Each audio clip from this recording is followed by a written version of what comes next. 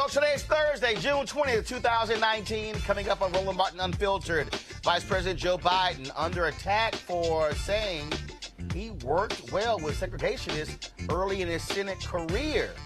Then demands an apology from Senator Cory Booker, who says, hell no, I ain't apologizing for nothing. We'll also talk about St. Louis, folks, in a stunning story. Black cop shot 2 years ago by a white cop who says he got virtually no support from the St. Louis Police Department. Wait till we break this thing down. And also, remember the story we did on the racist messages that are being posted on various Facebook pages? Well, in St. Louis and Philadelphia, nearly 100 cops have been pulled off of the streets as a result of those racist social media posts. Also, can North Carolina State Senator Erika Smith beat the incumbent Republican in North Carolina and turn it blue? We'll talk with her. Also, Pennsylvania, add them to another state, celebrating Juneteenth as a holiday. Also, 2 black bears in Dallas and Kansas City. We'll tell you who they are. It's time to bring the funk. Roland Martin Unfiltered. Let's go. Whatever the biz, he's on it. Whatever it is, he's got the scoop, the fact, the find. And when it breaks, he's right on time and it's rolling. Best believe he's knowing. Putting it down from sports to news to politics. With entertainment just for kicks, he's rolling. It's on go, y'all. It's Roland Martin, rolling with Roland now. He's funky, he's fresh, he's real, the best, you know he's Roland Martin now.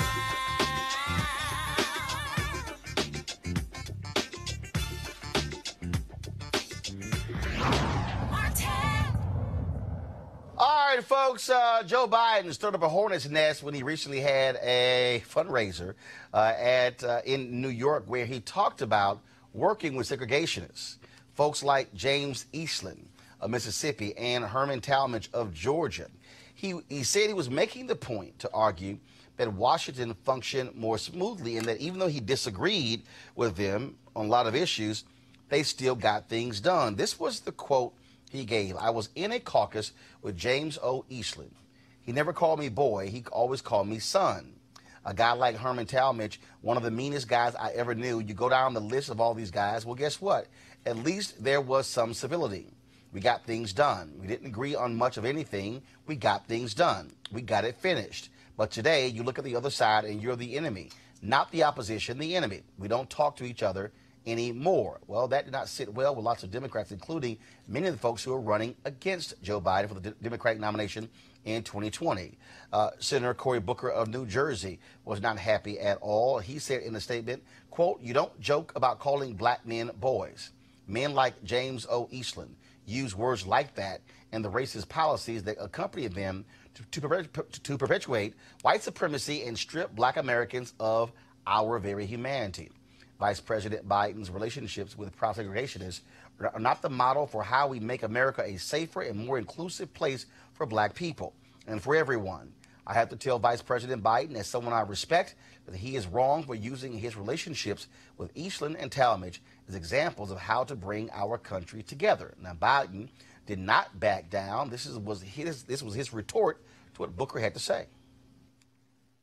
Are you going to apologize like Cory Booker has called for? For what? Cory Booker's called for it. He's Cory asking should you to apologize. He knows better. There's not a racist bone in my body. I've been involved in civil rights my whole career. Period. Period. Period. This is with Greg Carr, Chair of the Department of Afro-American Studies, Howard University. Robert Patillo joining us via Skype. He's a civil rights attorney. And Johan LeBlanc, National Security and Foreign Affairs Analyst. So, Greg, I'm going to start with you. I read the comments from Biden, and I get the point he was making. I would argue, which I tweeted, I said, my suggestion, find some other Republicans who you've worked with if you want to make that point, because when you talk about these segregationists, you talk about what they did, their entire intent was to disenfranchise black people. Absolutely, absolutely. You know, young Joe Biden ran into Talmadge and Eastland near the end of their careers in the Senate. And I'm sure Vice President Biden should probably go back and reread Robert Cairo's trilogy on Lyndon Johnson, the master of the Senate. Johnson knew how to twist the arms of those segregationists, but Biden was up and coming. He was trying to make his way in a Senate that was really controlled in many ways by those Dixiecrats. Johnson was a Southerner. That's exactly right. Biden was a Northerner. That's exactly right. That's exactly right. Pennsylvania, working class Joe, as he said. And one of the things they could bond on was their whiteness. Now, you know, this is not even 10 years, just a little over, actually 11 years, after these cats signed on to this Southern Manifesto. They were staunch racists. But, you know, for me, I think this is probably Biden casting about for a sister soldier moment. In other words, he's trying to signal to these white folks in this quote-unquote base that they're always trying to capture that they can never get, I'm okay. I know how to work that side. Now, I think he stepped over the line when he tried to say something to Cory Booker, and that puts somebody like Simone Sanders in an impossible situation. You know, Simone is probably gonna have to massage that retort she made. But the last thing I'll say is I think you really raised it, Roland, when you evoked Fannie Lou Hamer on social media. When you hear Fannie Lou Hamer talk about James Eastland at that testimony she gave in 1964 at the Democratic National Convention, that means that Joe Biden should have had the courage in the late 60s. He can't say this is a different age. No, Fannie Lou Hamer stood up to him in the 60s. Why didn't you, young man? Right. And the reality, Johanna, is what you're dealing with here is Joe Biden also has to deal with the issue of busing in the early 70s. And his comments that he made as well. And what he also has to understand that this is not, first of all, being President Obama's vice president for 8 years ain't kryptonite. You have a generation of black folks who held comments Hillary Clinton made in 92 against her, super predator. He needs to understand that you piss off 18 to 29-year-old black folks, look what happened to Hillary. They may not turn out for you. Aside from the comment that Vice President Biden made today, I think that it's very troubling that Vice President Biden is not acknowledging racial issues in America and how the effects of that has really, like the racial issues have really impacted the way we live, the way we see the world, and our ability to access various institutions. Like, I want a potential president who's going to acknowledge the wrongs of the past and provide me with perhaps proposals on how we're going to make the future right. Right? There are a lot of issues in terms of segregation, in terms of various laws in America that have systematically oppressed people of color. I want a candidate who's going to speak on those things, right? Because especially right now, we're living in a time when we're at the crossing line, right? We have a president that we see time and time again have expressed that issues impacting people of color are not a priority, right? So I want Biden to be more on course in terms of providing us with possible solutions. This is not the first alarming comment that he has made. It seems to be a trend, and I'm not sure who his advisors are, but he needs to be a bit more well-advised when it comes to issues impacting Here's people the deal, of color. though. You can't advise someone like Biden. Robert, the reality is he is who he is. But here's what Ron Brownstein tweeted out earlier, Robert. He says, re-upping the Joe Biden campaign. Here we go to my iPad. The Joe Biden campaign is testing whether today's Dems can accept the choices earlier party leaders made when Southern conservatives were vital to their House, Senate majorities and non-college whites. Many conservatives on culture/race equal 70% of all voters. Now, let me and there was a quote he used in here, and I'm going to pull it up as well, where he said, quote, Dems first of all, he said, Joe Biden will now force Democrats to decide whether those earlier views are still acceptable in a party that has moved left since then on all racially related issues in response to both to shifting attitudes in the country and the increasing diversity of its voters. He also said Dems in almost every state, and certainly in presidential elections, relied on an electoral coalition centered primarily on whites without college degrees and secondarily on African Americans. In 1980, 60% of Carter's votes in his losing race versus Reagan came from working class whites. All we've heard in the past 2.5 years, 3 years of Donald Trump, Robert, is that you had those white voters who went for Donald Trump. You had, and I said this, 60 days out, I could pull the video up on MSNBC. I said, what you cannot count are white folks who've never voted for coming out of the woodworks and voting. Like it or not, and you have to deal with this, a Joe Biden is saying to white voters, That's right. I'm a better option than Trump. So now the calculus, Robert, people now have to make the determination. And first of all, I'm not handing the nomination to Joe Biden. But don't folks have to make a determination, do I roll with this or do I accept Trump 2.0? Well, pardon me for disagreeing with everybody on the panel as I usually do. But I think there are 1,050 things to disagree and to criticize Joe Biden on. I don't think this is one of them. If you look at what he is saying, he is making the very particular point that the Tea Party Republicans now, that the Mitch McConnell Republicans now are harder to work with than Dixiecrats in the 1970s. That the people we have in office right now who blocked President Obama for 8 years are more recalcitrant in their political acumen than people like Talmadge, like people like Eastland, like people like Strom Thurmond were, who are at least willing to negotiate, who are at least willing to sit down and come to a good faith agreement. So if that's the litmus test that we're going to have for a Democratic candidate, whether or not they are completely pure on all subject matter, then it could be very difficult to build a coalition that wins outside of the traditional blue states. No, Robert.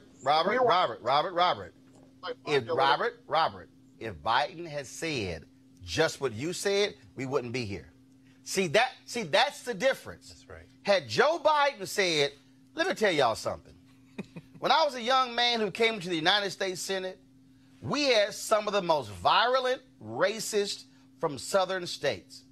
I had to work with folks like Jim Eastland of Mississippi, folks like Herman Talmadge of Georgia, folks who blocked every advancement for African Americans, you name it. And you know what? If I had to compare them to today's Republican Party, it was easier to work with them than to work with today's Republicans.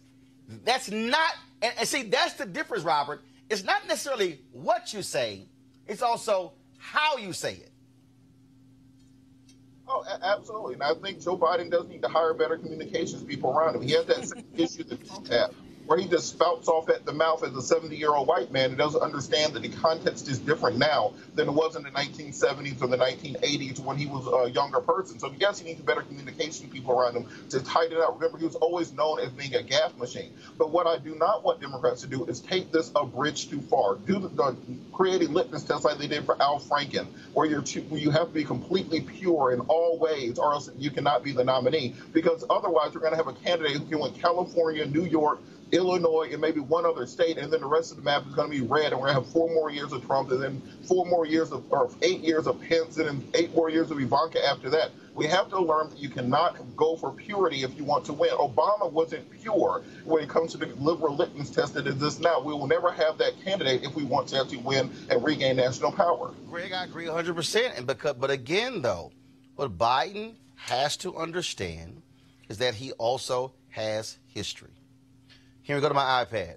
The book Big Jim Eastland, the Godfather of Mississippi. Yes. In this book, the author, J. Lee Annis Jr., writes about Eastland mentoring young United States senators like Joe Biden. Talks about how Biden wrote letters to them thanking them for their work on the anti-busing bill. And so that's a part of this. But again, had he articulated the way Robert did, we're not here. But when he doesn't, he said, we didn't agree on a lot. No. That's not how you frame two of the most violent, racist senators ever. No, I think Robert, we know that they watch this broadcast. Robert gave Biden his talking point, if he had said it that way. But something has changed between the late 60s and now. as you said, I agree with Johanna. The demographics have shifted. This isn't the same country. Between then and now, you had Bill Clinton, who, as I said, attacked Sister Soldier as a wink and a nod to those quote-unquote working-class whites that were bleeding from the Democratic Party. And since then, and you bring this up all the time, as the demographics have shifted, you got Cory Booker from a generation that said, we're not going to play that. And for me, with the bad messaging notwithstanding, and I agree, that's why I said Simone Sanders, his director of communication, young African-American woman, maybe some of this is generational. If she had heard that, maybe, and nobody can tell him what to do, but at least talk to him that way. But what I was about to say is that you have the chastising of Cory Booker. That's not just tone deaf. That is the character issue. And that's the piece, Johanna. Again, listening. You, in an issue like this here, you don't tell no black man who also is a United States Senator. He needs to apologize to me. First of all, Booker didn't call him a racist. Booker simply blasted the comments. And that's one of those where if you're Joe Biden, you want to say, what the hell is wrong with Senator Cory Booker? He knows better than me. The way you answer that is, I respectfully disagree with Senator Booker. I'm telling you, Biden needs to understand, he can cloak himself in 8 years of Obama. That ain't gonna save him. No. He cannot make mistakes like this again. Go ahead. I don't want to be presumptuous, and I don't want to put words in Vice President Biden's mouth, but I think it's a matter of it's a generational thing, in my opinion, because I'm concerned about some of the comments that he has made. I'm very concerned, but I think that with the right people around him, he will do the right thing. That I'm confident. No, about, right? Okay, we can't no. Be so caught up we also said nuances. If Trump get the right folks around him, he's 73. Biden's 76. I mean, no. We have to stop with that. You are who you are. A 76-year-old man has to learn to say, hold up, I can't roll the way I used to. No. And to Greg's point about tone, see, here's the deal. I was on a panel at Martha's Vineyard. Charles Ogletree had this panel, and this was 2008. And Obama won the nomination. All these white folks are all up and on, especially these white women who supported Hillary. And we're on the panel, and David Gergen was on the panel with me, and he goes, Obama, you look at the numbers, has no choice but to pick Hillary Clinton as vice president. And I said, well, the hell he don't.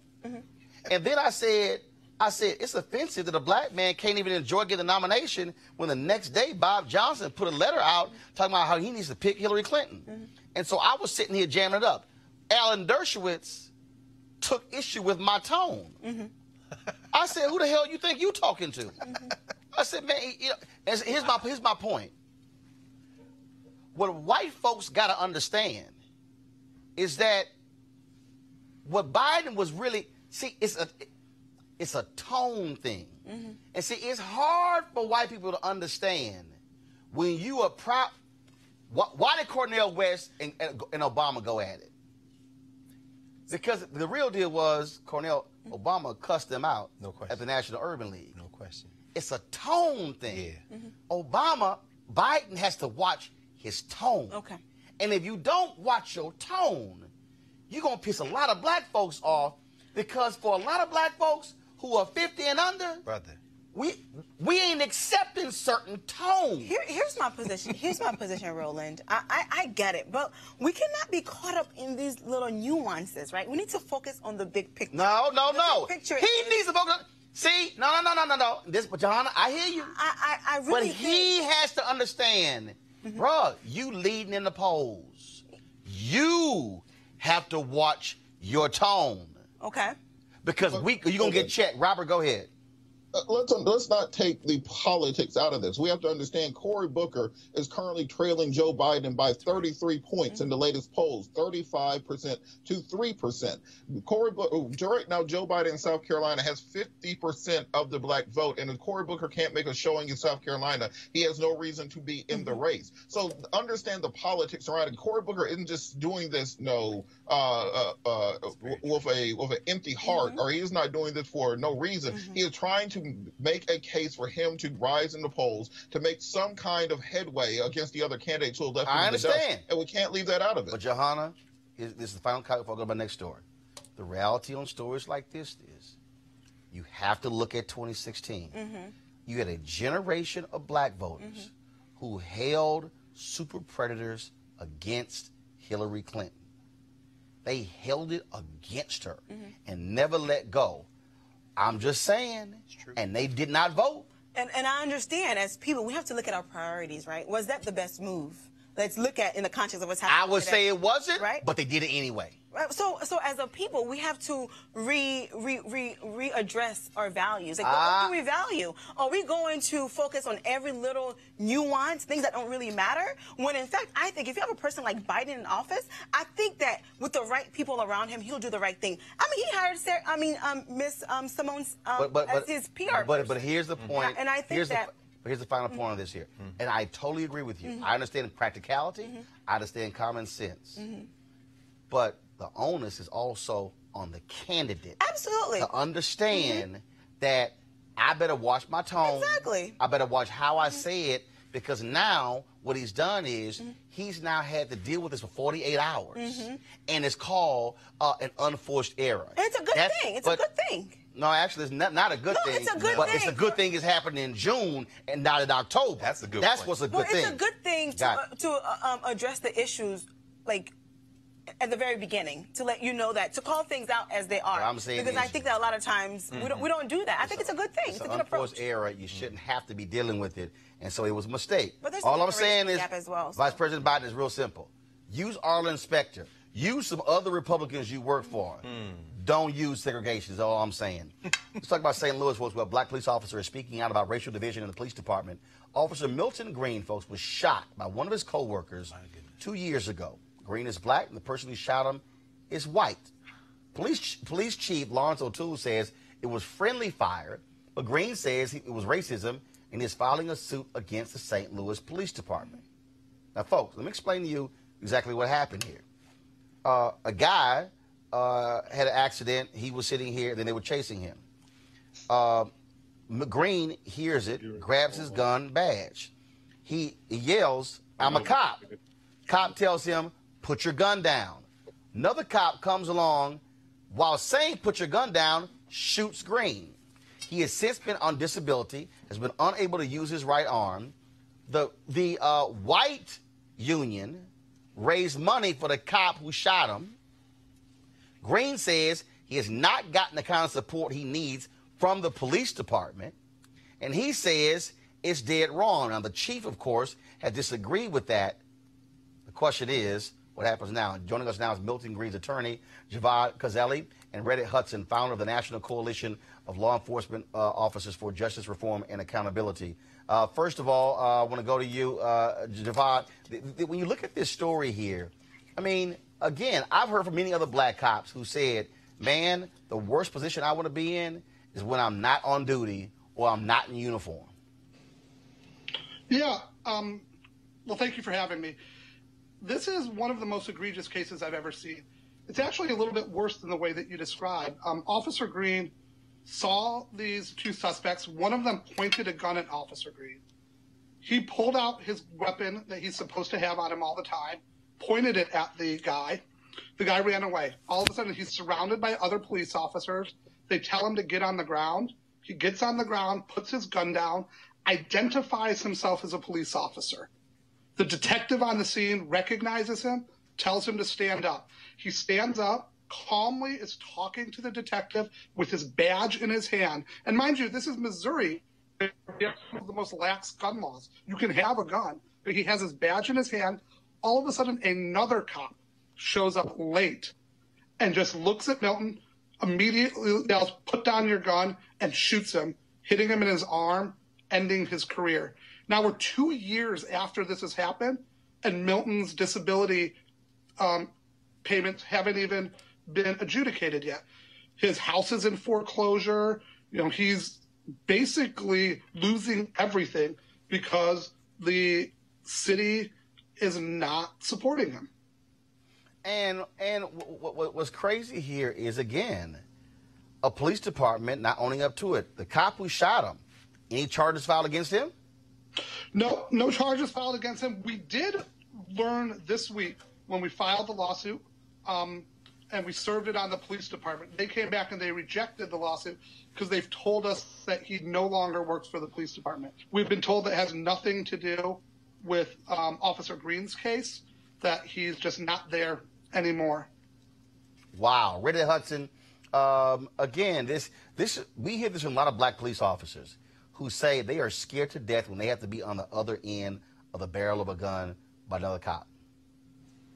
Man, Roland, you have black officers who are scared to be on duty now with some of their fellow officers. As I think you referenced earlier on social media, one of my colleagues who's a police officer with St. Louis City right now, Detective Heather Taylor, is the president of the Ethical Society of Police Officers, which is a predominantly black police officers association, one of the better black municipal police officers associations in the country. You have officers online posting things like they hope she bleeds to death because she's consistently called for accountability among police officers on that department. And the fact that that officer is no longer with the department, I guarantee you he left voluntarily. He wasn't forced out. One of the points of emphasis in a case like this that I would like to make, especially for officers around the country, is this union. The St. Louis Police Officers Association is a union of police officers that did not back Milton Green in this situation. They did back the guy who shot him in this situation. There was another officer, black officer, Luther Hall, who was beaten unmercifully by 4 white officers here in St. Louis City at a protest during the Jason Stockley verdict. If you remember that, there were protests following the not guilty verdict for Jason Stockley, who was the officer who announced the murder of a black man and then carried it out, almost execution style. Beat Luther Hall within an inch of his life. That police officers union offered him no support. So to those officers around the country, black officers who belong to these unions, man, stop giving your money to these unions that will do nothing for you and won't represent your interests or your community's interests at any time and will always stand against you. Witness the union in Cleveland now that fought for the officer that killed Tamir Rice to get his job back. Javad, your client, Milton Green, still can't use his right arm? He cannot. He can't hold a gun. I mean, he can use his hand, but when he shows it, he can't fully squeeze. He actually has to do workouts with a soup can right now. He can't properly hold a gun and fire it. He would be a liability to himself if he were on the streets. He hasn't been back to work since the incident occurred, and tomorrow will be the 2-year anniversary of that. And to talk about the Stockley cases, we actually represent about 16 people that were beaten the same night that Officer Hall was beaten. And the police department's position seems to be, did I lose? No, you're there. Go ahead. Okay, good. The police's position seems to be that the 120 people that they beat and pepper sprayed that night, that was lawful. But randomly, the only person that they made a mistake on was the one undercover police officer who happened to be black. The night that Milton was shot, he came in, he was rushed with a officer down call, was rushed to the hospital. The acting police chief and the person who's the current police chief both met with Milton. He told them what happened. He said everything was calm. You know, the perps were gone. And then this guy shot me. About a half hour later, the acting police chief goes out and gives a press conference and states that Milton was shot in a crossfire. An absolute lie. That white police chief is now suing St. Louis, claiming racial discrimination because he wasn't promoted to the full-time position. Wow. Roland, go ahead, Reddit. This should be disconnected from the recent exposure that officers all over the country, including officers in Philadelphia, St. Louis, and Phoenix, got for their social media posts identifying themselves as either affiliated or sympathizers with white supremacist organizations that hold white supremacist and racist views. There are any number of officers on our streets as we speak that police according to those ideologies, and it's reflected in the way that they treat us. And we've seen it time and time again. Now's the time to hold officers accountable. It's not time for sensitivity training, none of that. punishment is the order of the day. If you want to change police culture, you have to start holding people accountable. And what you're speaking about, of course, we had the Plainview Project, a database produced by Philadelphia attorney Emily Baker White. We had her on the show.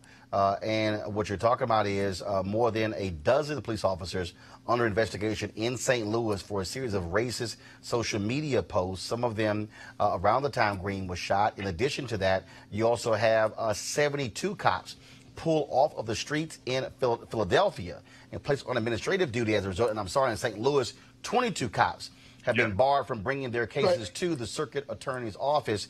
Last question for both of you, Javad.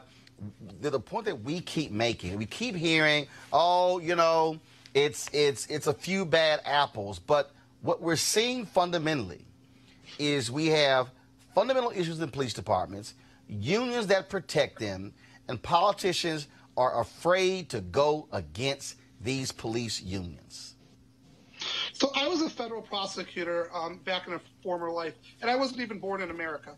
And I really love American idioms. And every time I hear that idiom, it's a few bad apples, I always ask people, what's the next part of that phrase? And that's the bad apples spoil the bunch. When other officers watch this, allow this to happen, and then come out and say that the people who do bad things are actually the heroes, that makes a lot of people question them. Milton has talked publicly that other officers went online and criticized him for what he did. They said that he was being a fool. He deserved what he got. You know, why is he asking for handouts? He says that his kids who were raised in a house with a police officer, now when they see other officers, they generationally are now afraid of these officers. Until we have real systematic changes with the way that the St. Louis Police Department polices, you can't expect the citizens to trust them. And the real irony is that was Milton's job. He was a community resources officer. It was his job to mend bridges between the police department and the community. And now he's seen what the police department has done and how they've abandoned him. Reddit? Black officers, wake up, man. A police officer will shoot you, disable you, and then have his colleagues question why you're looking for handouts. What we need now is leadership. We have that opportunity here in St. Louis. We have a black chief of police. We have a black public safety director. We need them to stand in the cut, man, and make a stand against these kinds of systemic abuses that reflect the racism that's at the foundation of police culture, not just here in St. Louis, but all over the country. And until we get that and hold some of these people accountable, we're going to see what we see. But I always say, as you know, Roland, I think it starts from inside. We need a critical mass of us inside the system ready to address these issues head on. Absolutely. Javad Cazelli, Milton Green's attorney. We appreciate it. Thanks a lot. Reddit Hudson, thanks for joining us as well. Thanks for having me. All right, folks, going to a break. We come back. We're going to talk to the woman who is running for United States Senate in North Carolina. We'll also chat with Lee Saunders, of course, who leads AFSCME, talking about the resurgence of unions in America. All of that next on Roland Martin Unfiltered. You want to check out Roland Martin Unfiltered? YouTube.com/Roland S. Martin. And subscribe to our YouTube channel. There's only one daily digital show out here that keeps it black and keep it real. It's Roland Martin Unfiltered. See that name right there? Roland Martin Unfiltered. Like, share, and subscribe to our YouTube channel. That's YouTube.com/Roland S. Martin. And don't forget to turn on your notifications so when we go live, you'll know it. All right, folks, they're back. MarijuanaStock.org is another great investment opportunity. If you were lucky enough to invest in their last crowdfunding campaign, you know they raised a ton of money in just a few months investing in legal marijuana farms. Those initial investors now own shares of a publicly traded company, and they are on fire. Now they have a new investment opportunity that is as good, if not even better, than the last one. I'm talking about industrial hemp CBD.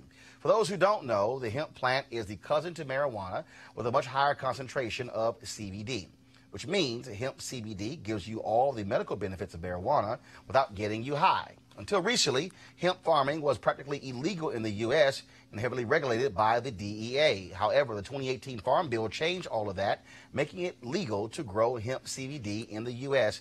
and creating one of the largest commodities worldwide. They need land to grow. all the plants. Now, this makes for an incredible investment opportunity, and that's where our good friends at 420 Real Estate come in. Their business model is simple. They buy land that supports hemp CBD grow operations and lease it to licensed, high-paying tenants. That's right, they are hemp CBD landlords, and you can get in on the action. You can invest in the crowdfunding campaign for as little as $200 up to $10,000. Like I said, you don't want to miss out on this. To invest, go to marijuanastock.org. That's marijuanastock.org. And yes, this is a black-owned company, so you want to try it and get in the game. All right, folks, Democrats are hoping to take back the United States Senate next year. Republicans, of course, control the U.S. Senate, which means that they control the federal judges that go on the bench. Now, it was a tough row for Democrats in 2018, but Republicans have to now defend a number of seats, and one of those is the seat of Tom Tillis in North Carolina. Well, State Senator Erika Smith, she says she wants to be the person who can take that seat back, and she joins us right now. First and foremost, glad to have you here. Glad to be here, Roland. All right, so when we talk about this campaign here, we talk about facing Senator Tillis. One of the things that jumps out, we've had Reverend William Barber on before. Yes. He opposed, under President Barack Obama, 2 black women who could have been on the federal bench. They blocked those 2 sisters, one of them who was the first black justice on the state Supreme Court. What are you saying to black voters in North Carolina why Tillis needs to be sent packing? Well, number one, Tillis needs to be sent because he's merely a political puppet for the POTUS in the White House. And the sad reality is that Tillis is a flip-flopper. He can't make up his mind. Time and time again, as we saw today with the vote on the arms deal to Saudi Arabia and United Arab Emirates, Tillis voted with the president to declare an emergency and also put all billions of dollars into funding for Saudi Arabia. And so what he is doing is supporting giving immunity to a country who killed one of our top reporters, Jamal Khashoggi. It's just ridiculous. The reason why we need to send someone like me, Erika Smith, to the United States Senate is because I'm the one who places people over partisanship and political games. Now, of course, we know in North Carolina you dealt with voter suppression and an absolutely crazy North Carolina legislature because Republicans have really lost their mind there, doing all they can to block black voters. And so how do you, though, get over that hump making the argument that the state is better served in your hands versus in the hands of Tom Tillis? Absolutely. Well, first, I'm glad you brought that up because, Roland, what the Supreme Court ruled is that the partisan gerrymandering and the racial gerrymandering was the worst seen. The voter suppression was the worst seen since Jim Crow segregation. And so when you look at Tom Tillis and his leadership, he started out in the House, and he was the Speaker of the House when they led an assault on education, public education. Now, I'm a former engineer, but now I'm an educator, and I know firsthand the damage that Tom Tillis did to our state and to the future security of our state. When we get down to the dynamics of who we need to send to represent us, we need to send someone with integrity, with character, who is about results and not rhetoric. And that's what you get with me, and that's not what we're getting with Tom Tillis. You got to raise a ton of money, obviously, to campaign statewide. What are you projecting that you're going to need to beat Tillis? Well, to beat Tillis, last time when Tillis ran against former Senator Kay Hagan, it was the most expensive race, not only in the state, but in the nation. And it was upwards of $40 million. So I know off the bat I'm going to need to raise $28 million. And the good thing is that based on the Emerson poll that was released last week, I'm already beating Tom Tillis by 7 points. Never in the history of our nation have we had an African-American woman challenge an incumbent and beating the incumbent in early polls. And that's the momentum that people see. We have a great opportunity right now.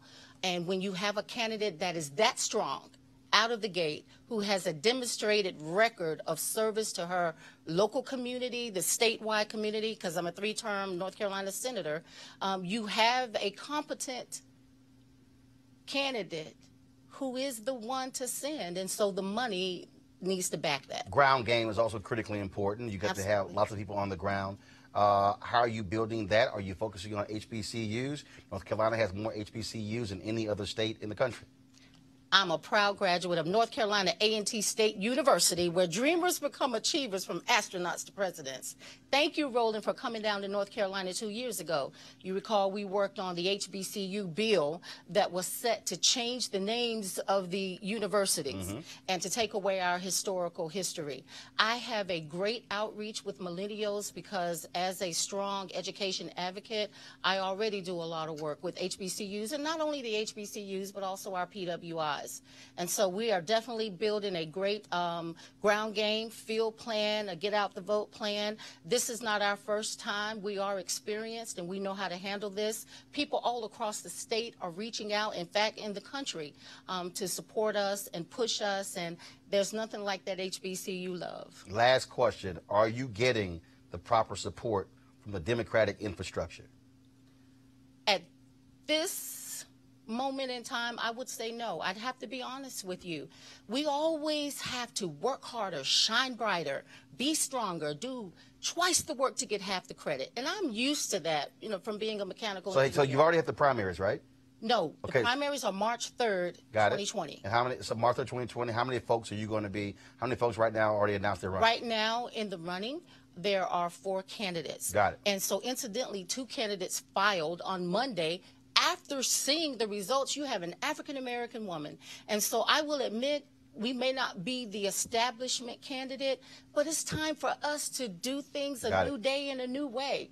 And so the establishment needs to come in line. If you want someone to win who can energize your base and bring out a new type of voter, then that person's me. All right. Senator Erika Smith, we appreciate it. Thanks a lot. Thank you. All right, folks, when we come back, we'll talk with Lee Saunders, AFS CME, talking about the increase of union workers, and we'll chat about some other stuff as well. Next on Roland Martin Unfiltered. This is Diala Riddle, and you're watching Roland Martin, Unfiltered. Stay woke. This is Director X, the director of Superfly on the red carpet or the black carpet, and you're watching Roland Martin, Unfiltered. Yo, what up, y'all? This is Jay Ellis, and you're watching Roland Martin, Unfiltered. Hi, I'm Chaley Rose, and you're watching Roland Martin, Unfiltered. I'm Lex Scott Davis, and you are watching Roland Martin, Unfiltered. Hey, what's up, y'all? It's your boy Jacob Lattimore, and you're now watching Roland Martin right now.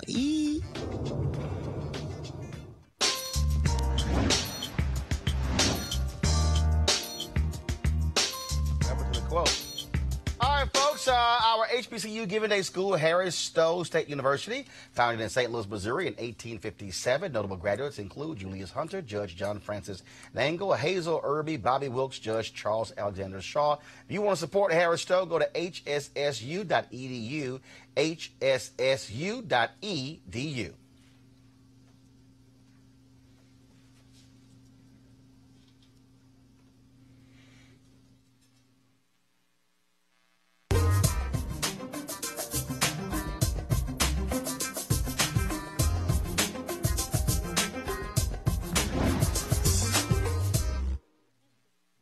All right, folks, this week, Nevada governor signed a historic union law to help 20,000 state workers. Unions are enjoying their highest level of public support in 15 years, and presidential candidates have embraced unions at a level not seen in a long time. Joining us right now is Lee Saunders. He is president of the American Federation of State, County, and Municipal Employees, and also, of course, a supporter of Roland Martin Unfiltered. And we always got to thank Lee and ASME for supporting us. They were the first ones out of the gate. Lee, because of y'all's support, you know, we've been averaging about 8 million views since we launched.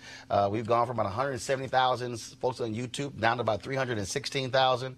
And so we've certainly been growing over the last 9.5 months. I knew you'd be successful one day. Well, you know, I told you we were going to do it. We did it. You did it. So just stay in the building. Congratulations, man. Stay in the building. Appreciate it. Let's talk about this here, because what is interesting that, again, what we've seen, and I'll go back to really Ronald Reagan. You go from Ronald Reagan up to present day. You had this constant, steady assault on unions. The whole idea of right-to-work states, folks creating the climate where literally if you said unions other than police and fire, it was a negative connotation. And you're seeing in these places where politicians are now being pressured by folks who say, no, we want folks fighting on our behalf when it comes to wages. There's no question about it. As a matter of fact, The most latest polls show that 62% of the American public believe that we need strong unions in this country to be the counterbalance to the corporate greed that exists and the fact that workers need a seat at the table. That was instrumental in what we were able to do in the state of Nevada, where we were successful in electing a state legislature, both on the House and Senate side, who believed in supporting working families, who believed that unions made a difference for workers. We were able to elect a new governor, Steve Sisolak, who believed the same thing, and he gave us a commitment that if, in fact, they were elected, then they were going to push for collective bargaining within that state for state workers. And that's exactly what happened. I was in Nevada last week and was with the governor when he signed into law collective bargaining for state workers, covering 20,000 state workers who AFSCME is representing. And the key to this, Roland, is simply this. Those who support us, those who talk about the importance of helping working families in the communities in which they live, then we ought to support them. And the end matter is this: elections matter. Elections matter, and it mattered in Nevada, and we're seeing the results out of that right now. Do you also think you're seeing that because you had so much attention on the wage gap? When I think back again, I'm going back to 1980, and I'm going through the 90s and 2000s. What we constantly heard from politicians was, look, support big business. They're coming in, supplying jobs. We can't have anything that's stopping that from happening. And voters said, oh, that's great, that's great. And all of a sudden, they woke up 30 years later and go on, wait a minute, what the hell happened? We gave massive tax breaks. We gave infrastructure breaks. We did all these things. And then what happened? They got a massive tax cut under Donald Trump. And it's like, oh, we're going to reinvest in the workers. And the CEOs went, no, we're not. And they haven't done it. Trickle down does not work. It never has worked. Workers need to have a seat at the table to control their own destiny. And that's what unions provide them, a seat at the table so they can negotiate wages and working conditions, benefits, safety and health issues, not only just for themselves, but for their communities, because when workers are organized and you have a strong and healthy workforce who has a seat at the table, that benefits everyone who lives in that community where those workers reside. And that's why you're getting this kind of feeling across the country and an aggressive action that is taking place. You look at the strikes that have been taking place across the country. United Fruit and Commercial Workers striking up in the New England states. You look at Unite here, Unite representing hotel workers, striking the Marriott Corporation and their slogan was, one job should be enough. The economy right now is rigged in favor of the 0.5% who want more power and wealth at the expense of working people. And unions are the avenue by which you can unrig that system. And that's why people believe that unions have a very strong and important place in today's society. One of the things that also jumps out, again, as you begin to look at what is happening, how do you counter what took place in Ohio? Donald Trump campaigns talking about get rid of NAFTA. Yet in Ohio, he won by 450,000 votes. Have you and your union comrades been meeting to figure out what kind of messaging you're going to have to send when you go to Ohio, Pennsylvania, Wisconsin, and Michigan to say to those folks who voted for Obama, but then who flipped for Donald Trump, who might be disillusioned now? It's about getting back to basics. And it's about talking about the issues that workers care about. It's about talking about health care. It's about talking about retirement security. It's about talking about prescription drugs and the price of prescription drugs.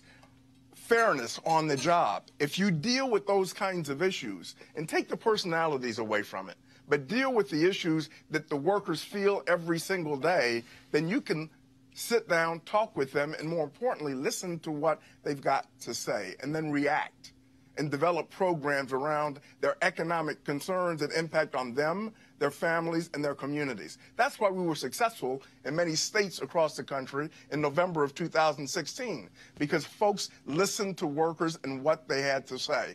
It's real basic. This is not rocket science. Sit down and talk with folks, listen to what they've got to say, and then implement programs that will benefit them. All right. Lee Saunders, President, asked me. We appreciate it. Thanks a lot.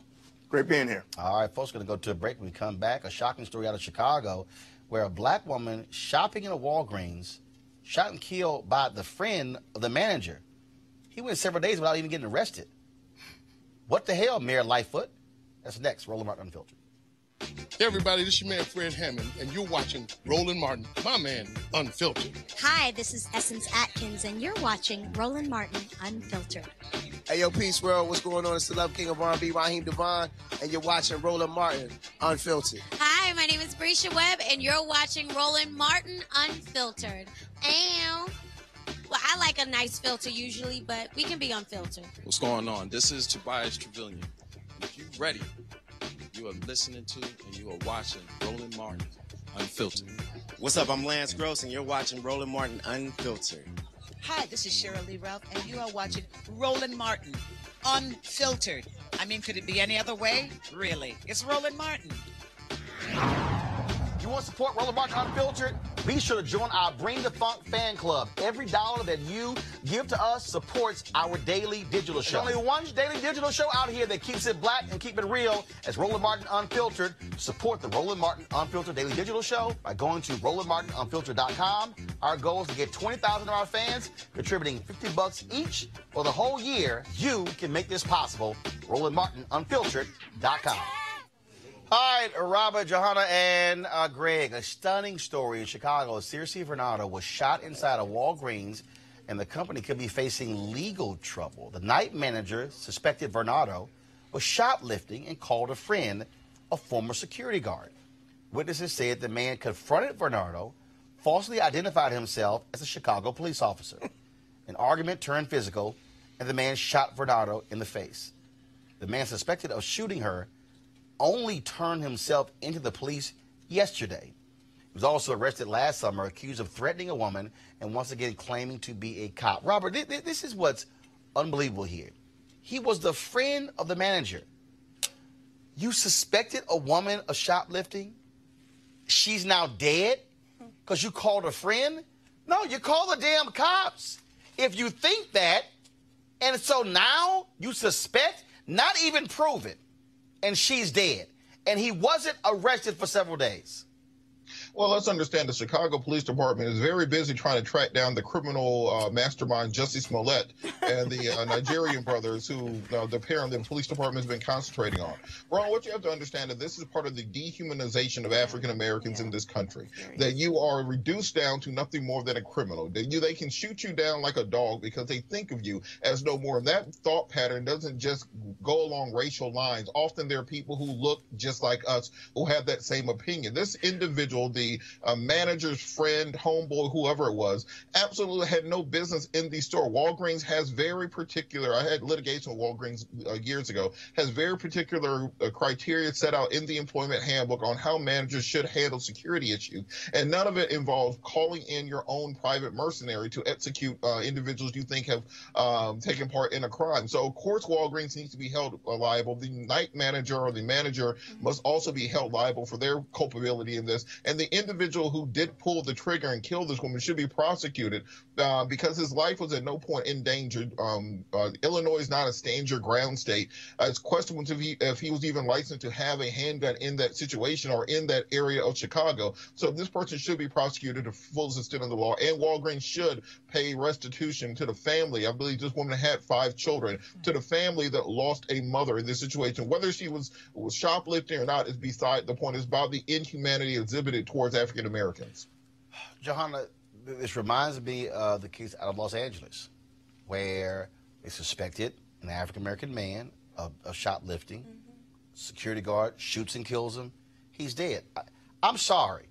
There's not a damn thing in a drugstore worth killing somebody over. Yeah, nothing. Yeah, I think my co-panelist has said it very well. It's the dehumanization of people of color, right? The fact that you think it's okay to pull a trigger on someone because of the perception that they may have stole something, right? And as you said as well, there's nothing that is worth anyone's life for anyone to have died. And the fact that it took authorities so many days to find the person who shot this woman is very alarming, because as we know, had it been a white person that was shot and killed, we know that they would have found the assailant immediately on the spot. There would have been no ifs or buts about it. But again, I think it's just a reminder that black lives really don't matter in the United States of America and all across this world. And it's very alarming. And it's time and time again that we have to be confronted with these stories and these realities. You know, as a woman of color, every day I leave my house,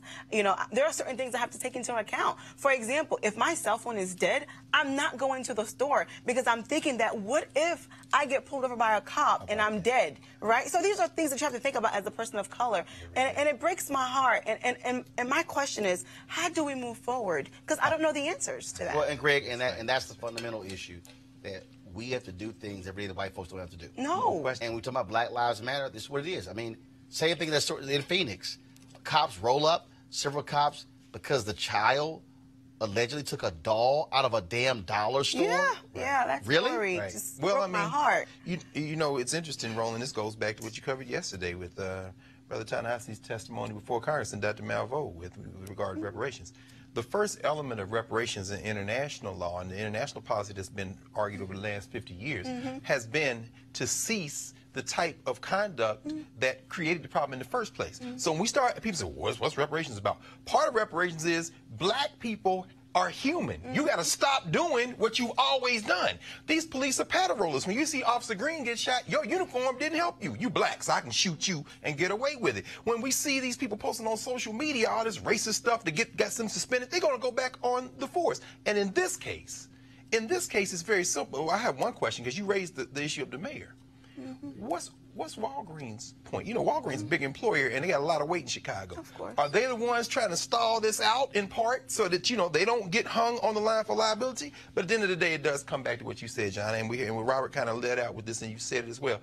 Our lives matter to us, but they don't seem to matter in this country. So the solution to this, it seems to me, we have to get to the point where we value our lives more than we value the institutions that don't value our lives. That means you got to vote, you got to organize, you got to do what you need to do, and stop giving deference to these systems, because these systems simply don't work. Absolutely, folks. A North Miami police officer was found not guilty of attempted manslaughter for shooting at a severely autistic man and wounding the man's caretaker, an unarmed behavioral therapist, in 2016. And the police department said it plans to fire the officer and has immediately put him on administrative leave without pay. We'll see. Also, Pennsylvania, folks, yesterday, the governor there, Tom Wolf, made Juneteenth a state holiday. He said, quote, "On this day, let us recognize the importance of continuing to build a nation that truly reflects the self-evident truth that all people are created equal." Also, I want to talk about a couple other stories. We got a couple of new black mayors. Eric Johnson officially became the mayor of Dallas on Monday. And, of course, he was criticized for his response to Dallas's violent crime rate. Now, the city has seen more murders during the month leading up to the runoff in May than in any single month since the 1990s.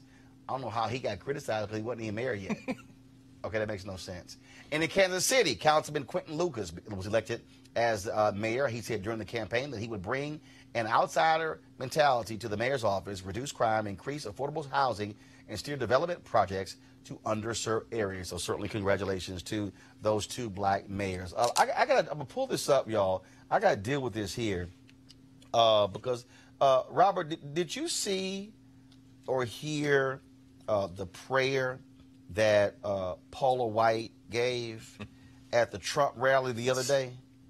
I did indeed. Okay, so for the folks out there, I'm going to play this for y'all. And also, just so y'all know, I did, because you know, I remember last time Paula White did some stuff, I hit her up, I emailed her, she responded, she was taken out of context. And I said, well, you need to come on to the show. She never did.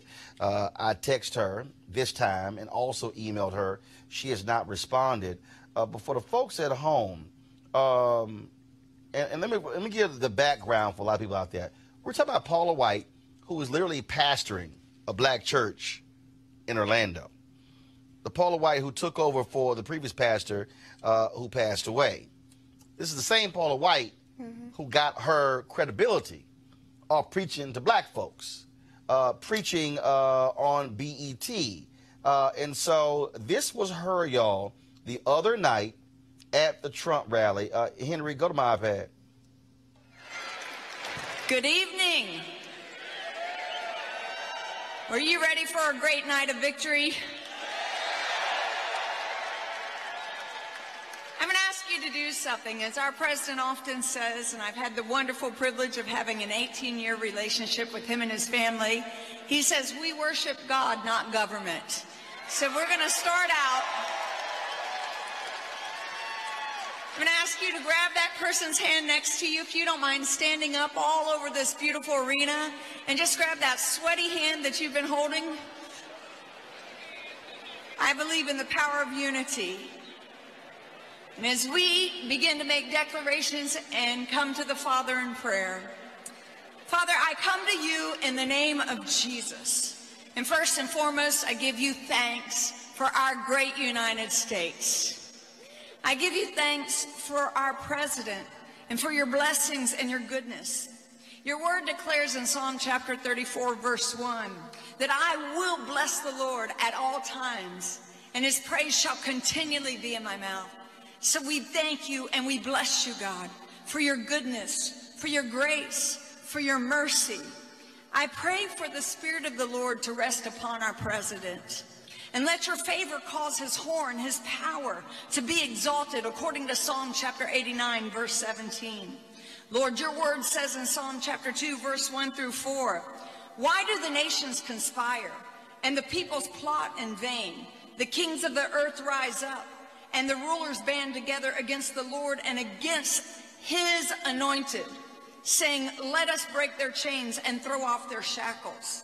The one enthroned in heaven laughs. The Lord scoffs at them.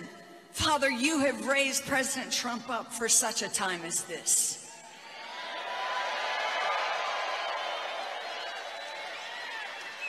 You are a God that reveals secrets. So reveal the secret and the deep things to President Trump, according to Daniel chapter 2, verse 22. Make known unto him the mystery of your will. I declare that skillful and godly wisdom have entered into the heart of our president, and knowledge is pleasant to him. Father, we ask you to compass him with men and women and make their heart and ears attentive to godly counsel, to do that which is right in your sight. Now I need you to really go with me here. Let every evil veil of deception of the enemy be removed from people's eyes in the name which is above every name, the name of Jesus Christ.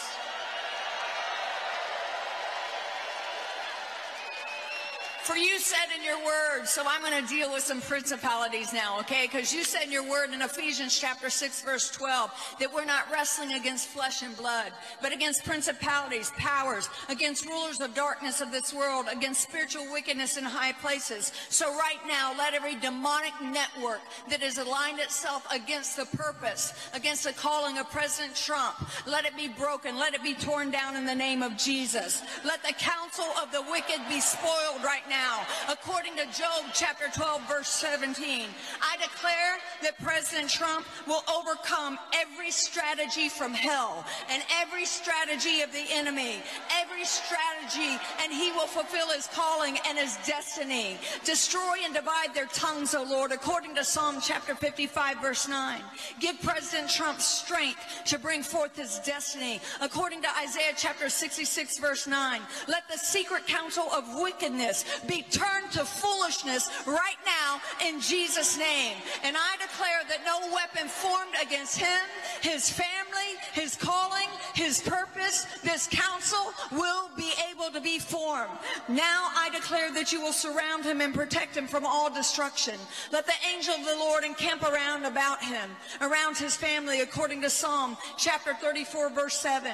Establish him in righteousness, and let oppression be far from him, according to Isaiah 54:14. I deploy the hand of God to work for him in the name of Jesus. I secure his calling, I secure his purpose, I secure his family, and we secure victory in the name which is above every name, the name that has never failed for this nation and for my life, the name of Jesus Christ. And everybody said, amen. Now I'm going to let Robert, Johanna, and Greg weigh in just a moment. But let me say a few words first, since Pastor Paula White wants to quote scripture. you should go to Psalm 1:1, where it said, the godly do not walk in the counsel of the wicked. I dare say, Pastor Paula White, the wicked is when you are a president who allows people on the border to somehow be sleeping on cement floors. How you would go to court and say, we don't even have to give them toothbrushes. I dare say, if you call yourself a so-called Christian, you would have the decency to treat human beings like human beings. Here's what I also want to know, Pastor Paula White. When Reverend William Barber and other preachers and ministers of the gospel and the Jews and Buddhists and others had a prayer walk from the church here in New York Presbyterian to the White House, why did this administration lock them out of Lafayette Park? I also want to know, Pastor Paula White, why you as a pastor did not have the courage and the decency to tell Donald Trump why you are afraid to meet with other ministers of the cloth who you might disagree with. See, if you actually have God on your side, if you supposedly have Jesus on your side, then you would not be afraid to meet with other ministers of the gospel. You also said that the evil veil of deception be removed. Please explain to me how you as a pastor defends a man who lies and lies and lies. Please, as a pastor, explain to me how you're supposed to be telling folks to speak truth when you support a man who lies without a doubt, who lies about lies every single day. Please tell me how you can talk about every demonic network aligned against Trump. If you're going to pray that thing, then specify that thing. What networks are you talking about, Pastor Paula White? See, what I cannot stand is when you have pastors who pimp God, pastors who have not a prophetic word, but a partisan word. See, a prophetic word means you ain't afraid to meet with somebody who you disagree with. Reverend Dr. Martin Luther King Jr., prophetic, had no problem meeting with folks who disagree with. But see, Pastor Paula White, you support a man who will not meet with people who he simply do not like. How do you dare support a man who routinely trashes women and denigrates women, children of God? How do you not say a word? You stand in front of a nearly all-white rally in Orlando, thundering this particular prayer, saying God is going to cover Trump, saying that God raised Donald Trump up. But see, I got to go to my Bible. I do remember that God said, oh, so y'all want a ruler? Okay, I'm going to go ahead and give y'all a ruler. Y'all, I remember God saying, I told y'all, you don't need a king. But the people said, no, we want a king. Okay, y'all can have Saul. And then what happened? Lord, they were upset. Man, no, don't come complaining to me. Y'all said y'all wanted a king. See, that's what's really going on here, Pastor Paula White. You are misusing the word in defense of somebody who you know ain't even a real Christian. See, I would rather you go ahead and just have some basic decency and respect and say, and the reason you support Donald Trump is because he's giving y'all conservative judges, because y'all want to overturn Roe v. Wade. Y'all want to overturn same-sex marriage. See, I'd rather have the decency to tell the people that, as opposed to cloak yourself in the word and stand there as a pastor and somehow pray that kind of prayer. See, the God that I serve, the Jesus that I bow down to, the one that I pray to, knows full well that he would not sit here and accept nor give cover, nor give praise, nor give acceptance to what is happening in 1600 Pennsylvania every single day. There is no way in the world, Pastor Paula White, the God that I know, the Jesus that I know, will say that what happens there is acceptable. I know the God that I know and the Jesus that I know will not allow somebody who would denigrate and desecrate people all the time. I know also the same God wouldn't be happy if a president has the nerve to send a press release out saying he's going to a church to pray with the victims of a shooting in Virginia, and he walks in church with his golf spikes on to accept the prayer just for him and wasn't even good enough to stay for the whole service. Because see, the God I know is a man who's good enough that when you had the shooting in Pittsburgh, the people there said, we don't even want you to come. See, if you actually walked with the Lord, if you actually presented yourself as being somebody who loves the Lord, then synagogues wouldn't be turning you away. Churches wouldn't be turning you away. Mosques wouldn't be turning you away. People of faith wouldn't be turning you away. Because the last I checked, the only kind of person who people of faith turn away is darkness, is evil, are wicked individuals. And so that's going to be a day of reckoning for you, Pastor Paula White. That's going to be a day when you're going to have to answer to who you supported. And that day might come real soon. And see, I ain't talking about just when you got to deal with Jesus and the Lord on this. You're going to deal with this with the very people who elevated you. You're going to have to deal with whether or not how you defend the demonic positions of this particular president. You're going to defend the demonic positions where you have somebody who chooses to give more wealth to the wealthy and says the hell with the poor. You're going to have to defend Paula White and administration that have the audacity to say we will cut the food that go to the poor. Please explain to me what Bible you serve. I'm sorry, I got an iPad, an iPhone, and an iPhone. I got the Bible on all 4 of these devices. Please let me know which one of these Bibles that I can somehow discover to defend somebody who don't care about the poor, somebody who does not care about the hopeless, somebody who does not care about the needy. Please show me the last time this man had any sense of decency or respect to those individuals. I've yet to actually see it, Pastor Paula White. And again, I would love to have a theological conversation with you.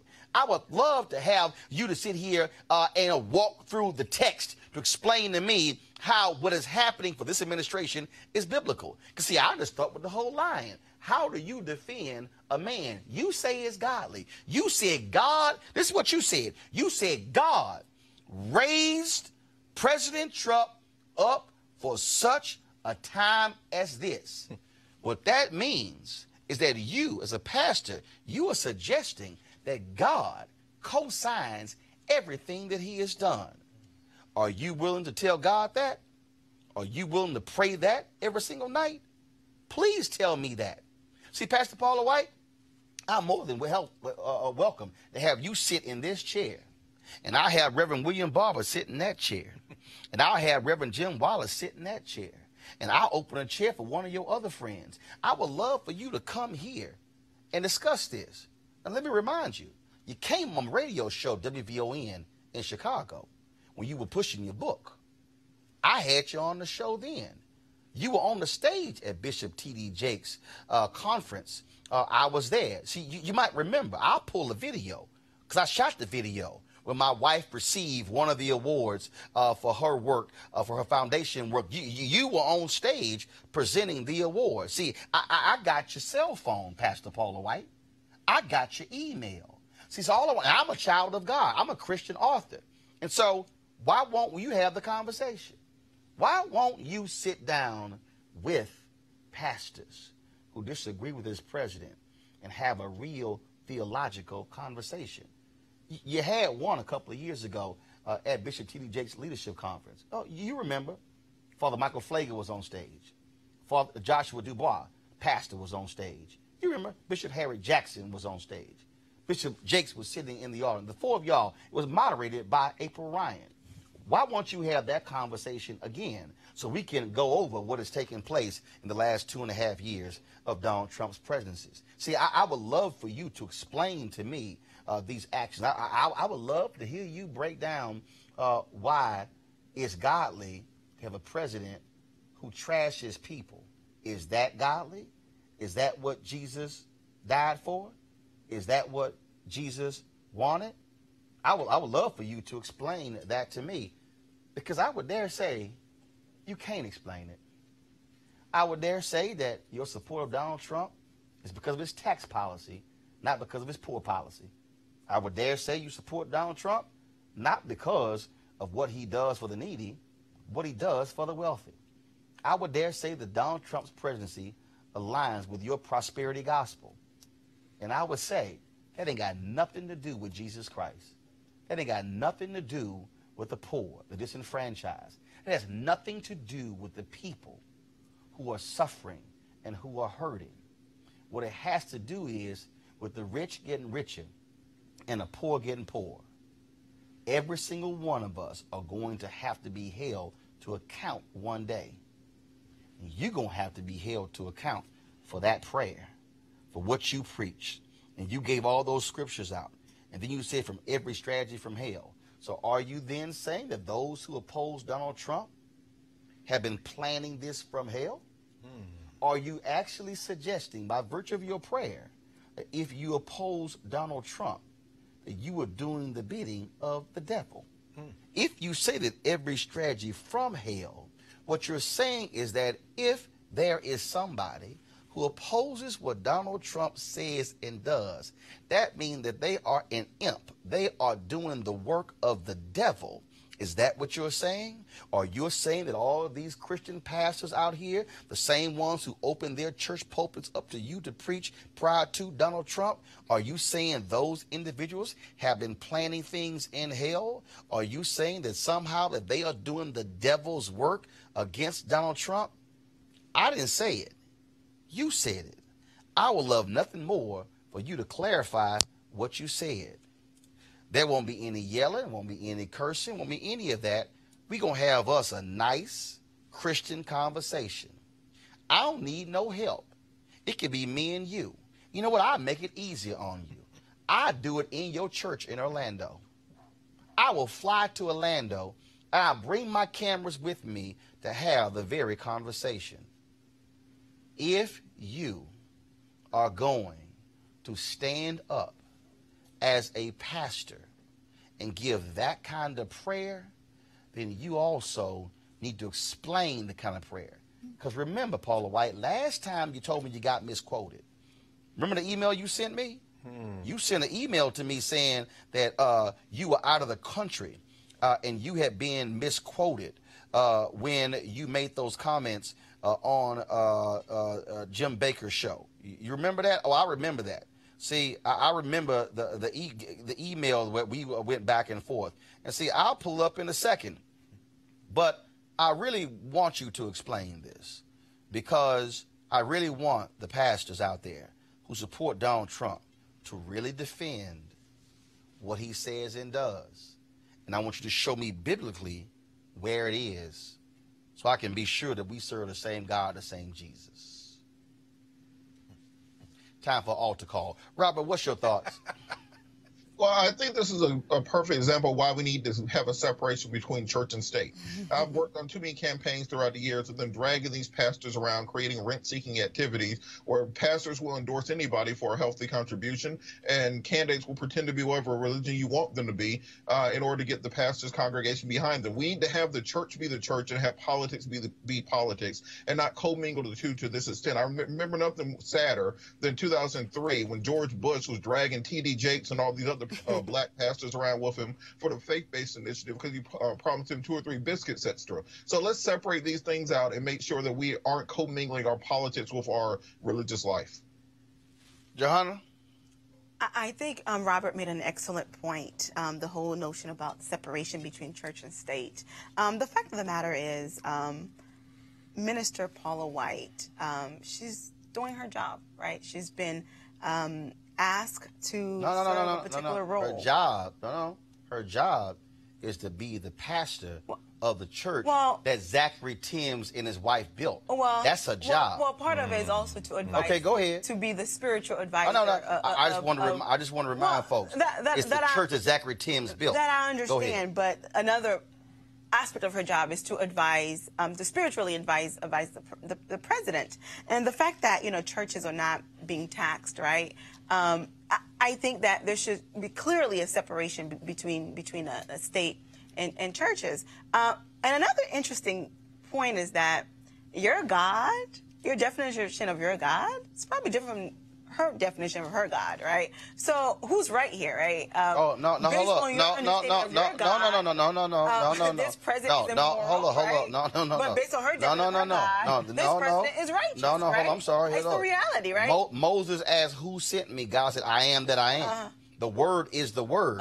All I'm simply saying is, see, this is real simple. Baby, the word is the word. and I'll say Paula White. And he has different interpretations. No. This is real simple. And it's not defending her. No, this or is real you. simple. That's just for the word is the word. Yes. All I want, Pastor Paula White, is to show me in the word and defend the policies. I'm sure she can show me. I don't think she can. No, I don't think she can. Because the Bible is just like the U.S. Constitution. Nah, no, it's not. No, it's not. There is a law to support it, right? No, it's not. And I'm sure she can support whatever she wants. The right? Bible talked more about the poor than it did the rich. Of course. And see, I can show the policies, and I want her to defend, Greg, the policies versus the word. And I'm sure she can defend it. I agree with it, but I'm sure she can defend it. Well, she can. She can't use the Bible to defend it. But I think that, and I agree with you on this. This is the 190th anniversary of David Walker's appeal, 1829. David Walker said, if you're going to be a Christian, black people, go to the people who have you enslaved and ask them a couple of questions. Number one, you ask them if they're Christians. If they say yes, then you ask them, is slavery wrong according to the Bible? If they say yes, then you ask them, will you let me go? If they say no, David Walker writes in his appeal that they are not Christians, but in fact the devil.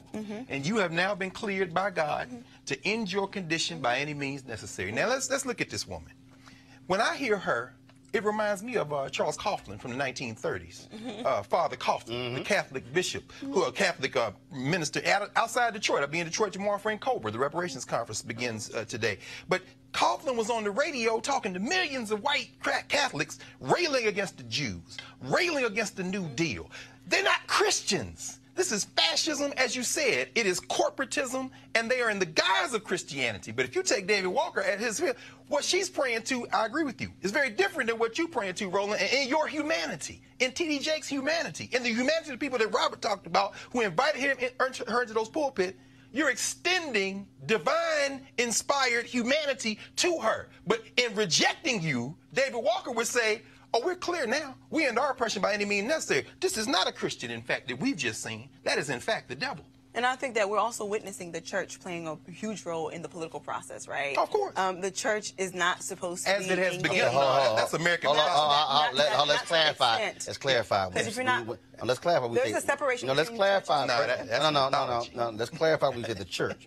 No, what we're dealing with are white, conservative, that's right, evangelicals. That's right. You're dealing with black pastors too. No. You deal, but it's a few of them. But you're dealing with the Franklin Grahams of the world. Come on, brother. Who wanted to deny the Christianity of Obama, but wanted to praise the demonic Christianity of Donald Trump. That's right. See, that's what you're dealing with. See, again, I'm gonna call it like it is. These people only care about conservative judges because they want Roe v. Wade and the same-sex marriage to be overturned. That's right. That's all they care about. And all I'm saying is put it out there. But don't stand there and talk about my God and what's demonic and what's evil. Why can't they do that? I mean, in other words, why can't they just say, we want to impose a white nationalist Christian theocracy on everyone in the country? Why can't they say that to you? Because they think we boo-boo the fool. And they're sitting here knowing that if you do that, then your true intentions will be out there, and you cannot cloak yourself in the throne. You can't cloak yourself in the blood of Jesus. Lord have mercy. That's the real deal. Like my mama. And see, they don't and they don't want to do that. That's why I need y'all to understand, Robert. Jerry Falwell Jr., who's not a minister, who's caught up in this pool boy controversy in Miami. Robert Jeffress, all of these conservative evangelicals, not a single one of them would sit down with Reverend Barber or Reverend Jim Wallace. In fact, Jerry Falwell Jr., when Reverend Barber and the Poor People's Campaign went down to Lynchburg, Virginia, he sent the word to the police department of the university, if they step foot on this campus, arrest them. And ordered to all the student body, don't you dare go visit that church when they come to town. That's, if you want to say demonic, that's demonic when you are so scared of the power of poor people that you say, don't you dare step foot on this campus. Robert, final comment. Well, this is a perfect example of what I was saying previously, is that the church has been its most effective when it's that third rail, when it is united not around a particular candidate, not around a particular political party, but an independent actor for the Christian community. As long as we have pastors and churches pledging allegiance to any candidate, any party, it dilutes their message because they have now sold out to the earthly powers and not to the divine power above. Pastor Paula White, these church doors are open. You can come here anytime. I'll go to you. You can come here. You're always in D.C. And we can have that conversation. Because if you truly believe in the Word of God, you wouldn't be afraid of another Christian, would you? I would love for you to answer that question. Folks, support Roland Martin Unfiltered by going to RolandMartinUnfiltered.com. Join our Bring the Fuck fan club. You can, of course, contribute via Square, Cash App, PayPal as well. We are here about having the conversations other folks are afraid to have. And you know what? I'm telling you, I would love to have. Matter of fact, I'd say this, Pastor Paula White. I'd give you the whole hour. Me and you, one-on-one, the entire hour. If you want to do 2 hours, we can do 2 hours. Take your pick. D.C., Orlando, your place at Trump Tower, don't matter. I'll go anywhere to have a conversation. You know why? Because I love Jesus. Holla.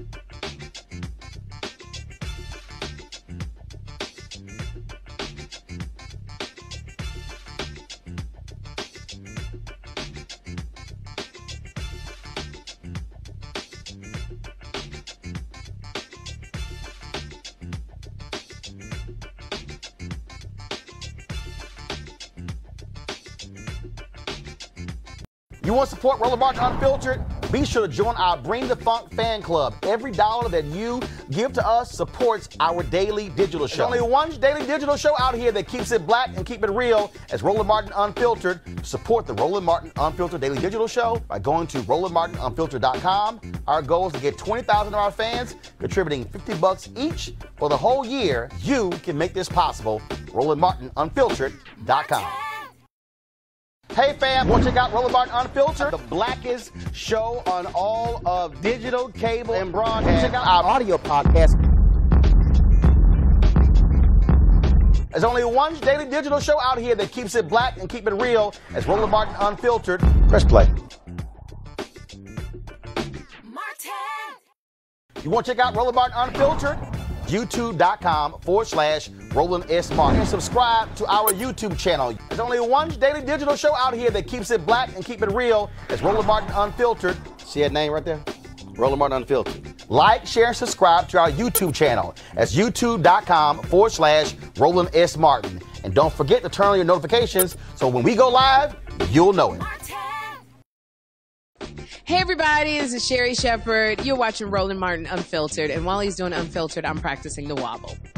Yes, I am. Because Roland Martin's the one, he will do it backwards, he will do it on the side. He messes everybody up when he gets into the wobble, because he doesn't know how to do it, so he does it backwards. And it just messes me up every single time. So, I'm working on it. I got it. You got Roland Martin. Hi, my name is LaToya Luckett, and you're watching Roland Martin Unfiltered. What's going on, everybody? It's your boy Mac Wilds, and you are watching Roland Martin Unfiltered. What's up, y'all? It's Ryan Destiny, and you're watching Roland Martin Unfiltered. What up, Lana Well, and you are watching Roland Martin Unfiltered.